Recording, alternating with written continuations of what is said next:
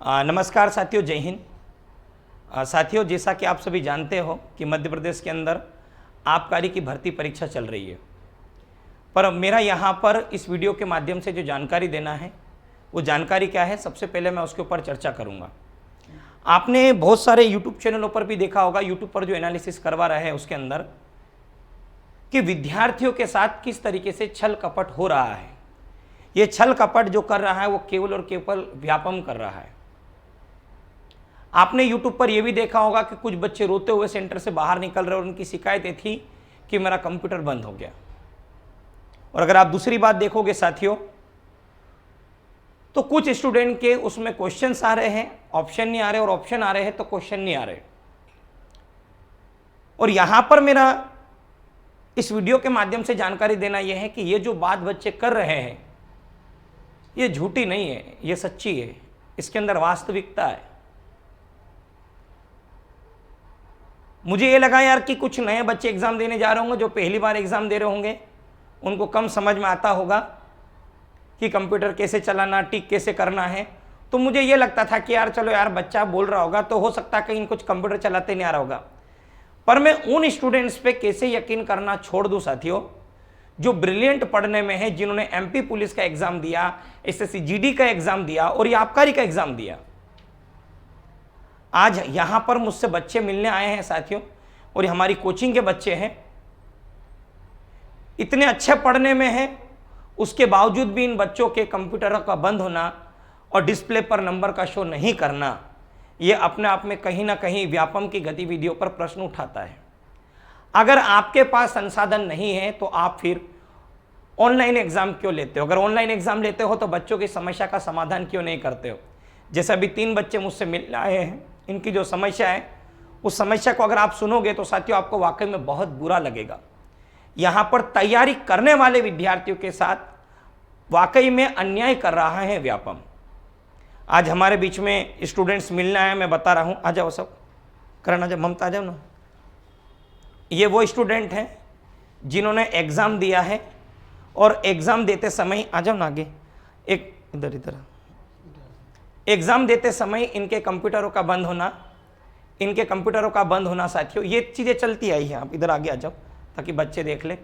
ये लड़की है ममता दांगी, ये भी बताएगी इसके साथ क्या घटना घटित हुई है। और ये अशोक है, अशोक के साथ भी क्या घटना घटित हुई, आपको डे भी बता देंगे, किस दिन एग्जाम थी, कहाँ थी, ये भी बता देंगे। और करण भी हमारे बीच यहाँ पर मौजूद है। ये वो स्टूडेंट है जिसके साथ व्यापम ने धोखाधड़ी की है। कैसे धोखाधड़ी की? इन्होंने आवश्यकता से ज़्यादा सेंटर बनाए, और आवश्यकता से ज़्यादा सेंटर बनाने से कारण ये हुआ कि 1 लाख भर्ती जल्दबाजी में करवाने की वजह से इन्होंने कुछ ऐसे सेंटरों को भी इस बार शामिल किया जहां पर स्कूलों की एक छोटी छोटी सी लैब लगा करती थी, जहां पे 5वीं 6वीं 7वीं 8वीं का बच्चा कंप्यूटर चलाता था। उन लोगों को टेंडर दे दिया गया और वो लोग वहां पर एग्जाम करवा रहे। उसका नतीजा ये रहा कि बार बार इनके कंप्यूटर बंद हो रहे थे। ममता ने मुझे बताया कि उसका कंप्यूटर 3 बार बंद हुआ। अब अगर किसी बंदे का या किसी बंदी का एक ही बार में 3 बार कंप्यूटर बंद होगा तो वो कैसे आगे पढ़ाई को आगे कैसे क्वेश्चन कर पाएगी? अशोक का जब कंप्यूटर बंद हुआ तो टोटल 27 मिनट बाद कंप्यूटर चालू करा। 27 मिनट बाद 2 घंटे के टाइम पीरियड में 27 मिनट तक कंप्यूटर को बंद रखा गया। और करण का यह कहना है कि उसके स्क्रीन पर 3 क्वेश्चन नहीं थे, 3 क्वेश्चन थे तो उनके ऑप्शन ही नहीं थे, आगे पीछे हिंदी इंग्लिश सब में देख लिया, और 2 में शायद ऑप्शन नहीं थे और 1 में शायद क्वेश्चन नहीं था। क्वेश्चन नहीं थे और उसके अलावा फिर मतलब क्वेश्चन है तो ऑप्शन नहीं, ऑप्शन है तो फिर क्वेश्चन नहीं है, ऐसा करके 3 क्वेश्चन थे। तो सबसे पहले ममता से पूछ लो आप क्या घटना घटित हुई उनके साथ। ममता, सबसे पहले क्या हुआ बेटा आपके साथ में? जैसे ही मेरा कंप्यूटर स्टार्ट हुआ तो 10-12 क्वेश्चन हुए और कंप्यूटर बंद हो गया। फिर मैंने उनको बोला सर से, तो उनने कंप्यूटर स्टार्ट किया तो 4-5 मिनट तो लगे उनको करने में। फिर से 10-12 क्वेश्चन 15 क्वेश्चन हुए होंगे, फिर वापस से बंद हो गया। ऐसे 50 क्वेश्चन हुए, तब तक 3 बार मेरा कंप्यूटर बंद हो गया। फिर उनने दूसरे कंप्यूटर पे मेरे को बिठाया, तब जाके मेरा पेपर हुआ। फिर भी सबके साथ मेरा कंप्यूटर साथ में बंद हुआ, मेरे को एक्स्ट्रा टाइम नहीं मिला उसमें। और ये जो बच्ची है इसके बारे में मैं पहले बता देता हूँ। ममता दांगी है, MP पुलिस में इसके 71 मार्क्स थे, और अभी SSC GD में भी 122, कितने नंबर है बेटा SSC GD में? आ जाए इधर, कितने नंबर थे? 121। अभी एसएससी जीडी में 121 नंबर है। अब ये पढ़ने वाले बच्चे हैं जो एग्ज़ाम देने जाते हैं और उनके साथ में ऐसी घटना घटित होती है। अब ये कैसे नंबर लाएंगे वहाँ पे? अगर इनके 15-15, 20-20 मिनट जा रहे हैं तो सबसे बड़ी समस्या है ना। अब ये लड़की तो झूठ नहीं बोल रही है। अब ये अशोक की घटना भी आप सुन लो। अशोक, क्या हुआ तुम्हारे साथ में? सर मेरा जैसे कंप्यूटर चालू हुआ थोड़ी देर में डिस्कनेक्ट हो गया। डिस्कनेक्ट होने के बाद में मैंने सबको आवाज़ लगाई, मैंने सर को बुलाया तो वो सर आए 2 मिनट के लिए, उन्होंने कुछ करा, उनसे नहीं हुआ। फिर एक और सर को बुलाया उन्हें, वो भी आए, उनसे भी नहीं हुआ।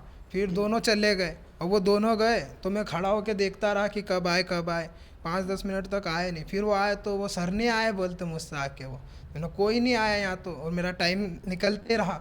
फिर उन्होंने बंद करा और फिर नया पूरा कंप्यूटर चालू करके दिया। फिर पूरी सीट चेंज करी और उस सीट पे बिठाया मुझे, और वहाँ देखा तो मेरा 25 मिनट तो निकल ही चुके थे और टाइम वही जैसा सबका चल रहा उसी हिसाब से चलता रहा टाइम भी मेरा, और वही सबके साथ में बंद हो गया।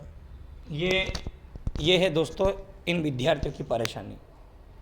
अगर हम एग्ज़ाम देने जाते हैं, अगर आप लोगों की अगर ऑनलाइन एग्ज़ाम लेने की औकात नहीं होना तो मत लिया करो। अब इन विद्यार्थियों के इन दिन के दुख को समझेगा कौन? हम तो यही बोलेंगे ना यार कि तेरे नंबर कम आया, ये आया वो आया।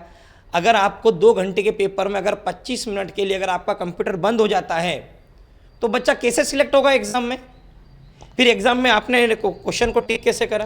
फिर मैंने जितने हुए फिर मैंने एक बार टाइम देखा तो टाइम मेरे पास में सिर्फ 20 मिनट बचे थे। फिर मैंने पढ़े और बहुत से तो क्वेश्चन पढ़े भी नहीं और पूरे 100 टिक लगा दिए। देखो, बिना पढ़े भी फिर टिक करना पड़ता है क्योंकि समय ही नहीं बचा, और हम जो हमारी रणनीति लेके चलते वो हमारी रणनीति सफल होती ही नहीं है। और सर बहुत से सवाल ऐसे थे जो मुझे अच्छे से आते हैं, मैथ के, रीजनिंग के, लेकिन मैं कर ही नहीं पाया। टाइम भी तो होना इतना, अगर मैं वो करता तो बाकी के तो फिर टिक ही नहीं लगा पाता। ये विद्यार्थियों की समस्या है। तुम्हारे साथ क्या हुआ था? मेरे साथ ऐसा हुआ था कि स्टार्टिंग में अगर क्वेश्चन मैंने जैसे ही देखा तो उसमें चित्र दिख रहा था, चित्र के अंदर कुछ भी नहीं दिख रहा था और ऑप्शन दे दिए थे उसमें, बोले कि इसका ऑप्शन क्या आएगा। उसके बाद फिर दूसरा क्वेश्चन देखा तो उसमें एक में ऑप्शन नहीं था, उसके क्वेश्चन दे रखा था, ऑप्शन नहीं थे। ऐसे करके 3 क्वेश्चन मेरे इसमें आए थे कि ऑप्शन दे रखे हैं तो क्वेश्चन नहीं है, क्वेश्चन दे रखा है तो ऑप्शन नहीं दे रखे। हिंदी इंग्लिश करके देख लिया था? हिंदी इंग्लिश। मैं सोचा कि कभी सर्वर प्रॉब्लम हो सकती है, कुछ भी। मैंने आगे पीछे करके वो क्वेश्चन मैंने कम से कम 4 से 5 बार आगे पीछे करके देखा, नेक्स्ट क्वेश्चन करके देख लूँ या फिर उसके थोड़ी बहुत देर बाद वापस आ जाए क्वेश्चन। ऐसा कुछ होता है ना, कभी कोई सर्वर डिस्प्ले नहीं हो पाता सही तरीके से, इस वजह से। तो ये है इन बच्चों की सबसे बड़ी समस्या। शायद आप और हम लोग अगर मिलकर आवाज़ उठाएंगे तो ही हम ये जो चल रहा ना ये इसको रोक पाएंगे, अन्यथा आप और हम लोग कुछ भी नहीं कर पाएंगे। इसलिए साथियों, इस वीडियो के माध्यम से यहाँ पर लाइव आने का जो मेन कारण रहा वो ये नहीं कि मैं इन बच्चों के दुख को आपको दिखाऊं और आपको इस दुख में शामिल करूँ। ये है कि आने वाली जो जनरेशन है, आने वाले जो पेपर है, उसमें भी इस टाइप की घटनाएं घटित होगी। इसके लिए जिम्मेदार कौन होगा? आप जिम्मेदार होंगे, हम जिम्मेदार होंगे? नहीं। वो ना भी अपना रास्ता काट जाएगा, बोलेगा सर्वर प्रॉब्लम थी। भाई हम ऑफलाइन एग्ज़ाम दे सकते हैं दे सकते हम ऑफलाइन एग्ज़ाम, हमें कोई दिक्कत थोड़ी है। चल दे सकते हो ऑफलाइन एग्जाम। अब वो क्या है कि परसों का पेपर का मेरे को ऐसा सुनने में आया जैसे कि उसमें 17 क्वेश्चन मतलब डिस्प्ले नहीं हुए, तो मतलब ये अब इस किस हिसाब अब एक देखा था हमने जिसमें कुछ बच्चों के और भी क्वेश्चंस नहीं डिस्प्ले हो रहे थे, तो वो तो बड़ी समस्या है साथियों। और सर कल भी एक फ्रेंड का था तो बोले कि ऑप्शन सेम आ रहे, एक जैसे ऑप्शन आ रहे, एक जैसे ऑप्शन आ रहे। जब ये देंगे ना, 3 क्वेश्चन में हुआ कि एक जैसे ऑप्शन आ रहे। ये तो 2-4 बच्चों ने भी मुझसे शिकायत करी एक जैसे सवालों का आना। अब ये समस्या है, इस समस्या का समाधान क्या है? और मैंने आपसे पहले ही कहा, अब ना अगर आपके साथ ऐसा हो ना, खुले मंच से कह, वो जो कंप्यूटर बंद हो ना उसको तोड़ ही देना। आप तो जो भी होगा देख लेंगे, भी तो आपका करियर बर्बाद करने में लगा है व्यापम और पीईबी। अब आपको डिसीजन लेना करना क्या है, और अगर कोई दादागिरी करे तो अपने हिसाब से निपट लेना। और मैं ये नहीं कर रहा हम ये कर देंगे वो कर देंगे, ये मेरी बात ध्यान रखना बेटा। मध्य प्रदेश में कोई सा भी जिला होगा, कोई सा भी जिला, तुमने जहां ये घटना घटित होगी वहां मैं आपके साथ खड़ा रहूंगा, आपके साथ खड़ा रहूंगा। ये नहीं बोलूंगा बेटा तेरी गलती है, मैं साथ खड़ा रहूंगा, क्योंकि आप एग्जाम देने गए हो। तुम तो फोड़ देना, जो होगा वो देख लेंगे बाद में। अब चलेंगे ना, तुम तुम्हारा भविष्य क्यों बर्बाद कराओगे आप इनके चक्करों में, गधों के चक्कर में। इतने अच्छा पढ़ने वाले बच्चों का जब 25 मिनट जाना किसको बोलते हैं यार? जरा सोचो तो सही। 1-1 सेकेंड से बाहर हो जाता बंदा, 1-1 सेकेंड से।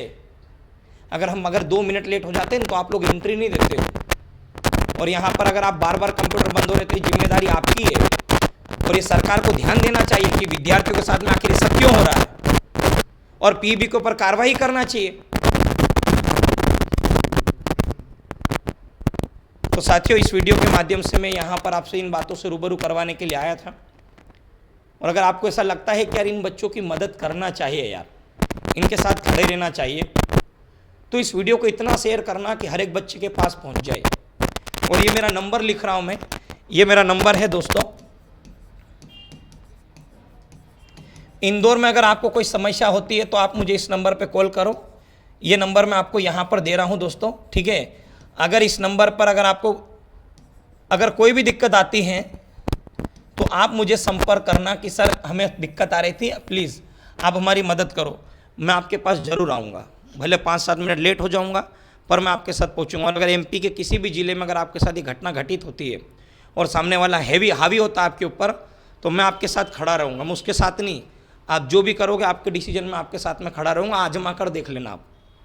तो दोस्तों, यही बात आपसे मैं यहाँ पर करने आया था।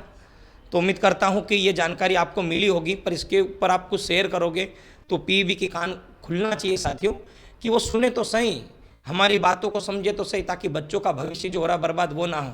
और दूसरी बात, मोबाइल सामान पैसे मत देना, सामान रखने के पैसे मत देना। दूसरी बात, यात्री भत्ता का फॉर्म भर के आना, वो पैसा देंगे। पैसा नहीं दे रहे हो, फॉर्म नहीं दे रहे हो, तो मेरे से बात करना, मैं बताऊँ कॉलेज वाला यात्री भत्ता नहीं देता, ठीक है।